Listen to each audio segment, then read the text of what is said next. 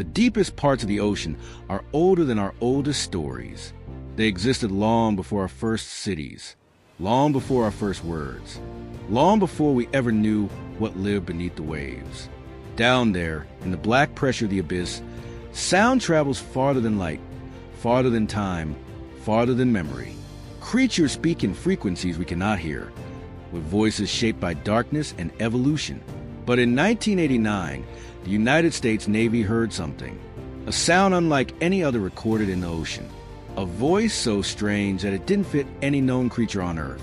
It was slow, it was powerful, it was impossibly lonely, and it came from depths humans had never explored. They called it the 52 Hertz Whale, a name given not to an animal we've seen, but to a sound we were never meant to hear. The discovery happened by accident.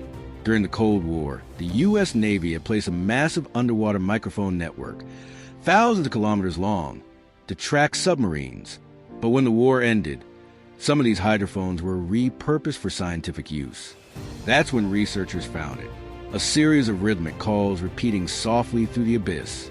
Each pulse was deep, drawn out, and unmistakably organic, but wrong. Every whale species has a signature frequency. Blue whales vocalize around 10 to 40 hertz. Fin whales, 20 hertz. Humpbacks, between 100 and 300 hertz. But this call was 52 hertz. Too high for the giants of the ocean. Too low for the singers of the reefs. Belonging to nothing we know. It was a biological ghost trapped in the wrong frequency. A creature calling into the void with a voice no other animal could understand. Researchers tracked it for months, then years, and every time its call returned, they saw the same thing. It was alone. Every other whale call on the hydrophones overlapped, harmonized, intertwined as pods migrated and communicated across thousands of kilometers. But the 52 hertz signal drifted through the ocean in silence, never answered, never mirrored, never accompanied. A voice calling into an empty world. Some began to wonder if the creature knew it was alone, or if loneliness is a human projection onto a world that does not understand the concept. Still, the story grew. Scientists nicknamed it the loneliest whale on Earth, a creature wandering the ocean with a voice no one else could hear. But the truth is more unsettling, because no one knows what it looks like. No one has ever seen it. No one has photographed it. No one has found its bones. No one has found any genetic evidence it exists. We only know its song, a frequency, a trembling pulse, a ghost in the ocean. And then it moved. Over the years, researchers noticed the signal drifting across the Pacific, not randomly, purposefully, as if the creature was migrating, searching, following ancient routes used by whales for thousands of years, but always alone. Sometimes it traveled near shipping lanes. Sometimes it crossed entire mountain ranges beneath the waves. Sometimes it vanished for months, then returned like a heartbeat from the abyss. Every time it called out, the hydrophones captured the same sorrowful truth. No one ever answered. The idea that this creature might live an entire life unheard, unseen, misunderstood, captivated the world. Humans saw themselves in its isolation, projecting our deepest fears onto an animal that may not even know it sings alone. But something strange happened in the 2000s. The frequency changed.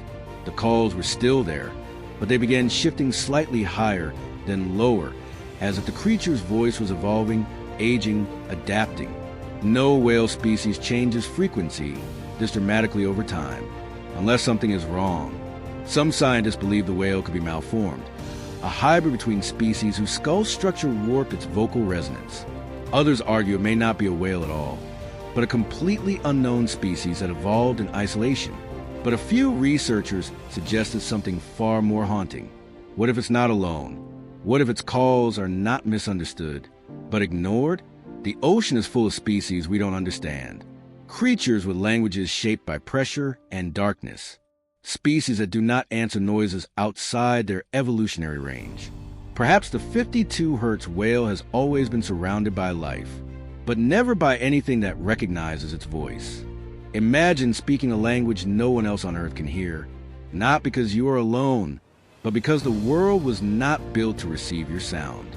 The ocean is not empty, but it can feel that way.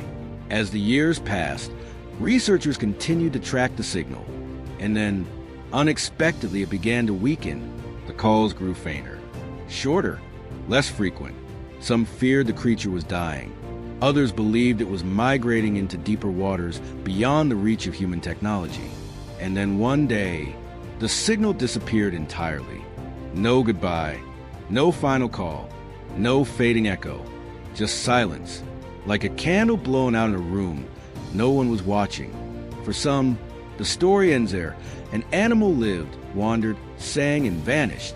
But for others, the mystery only grew deeper. Because in recent years, new frequencies have been detected, not at 52 hertz, but at 51, 49, 47, multiple signals, similar patterns, similar rhythms, not one voice, several. Some researchers believe these are unrelated phenomena. Others argue they may be offshoots, mutations, or descendants of the original creature. And a few whisper the possibility no one wants to say out loud. What if the 52 Hertz Whale was never alone, but was simply the first one we heard? What if others exist, and we are only now beginning to hear their voices? The ocean is vast, dark, and older than memory.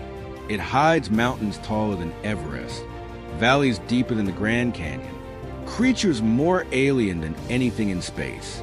And somewhere beneath that crushing darkness, a voice once echoed through the water with a sound no human was supposed to hear, a frequency no species could answer, a call from a creature we still cannot find. Maybe it died, maybe it evolved, maybe it still sings in waters untouched by light, or maybe its voice was never about being heard. Maybe some songs exist only because the world is quieter if they don't.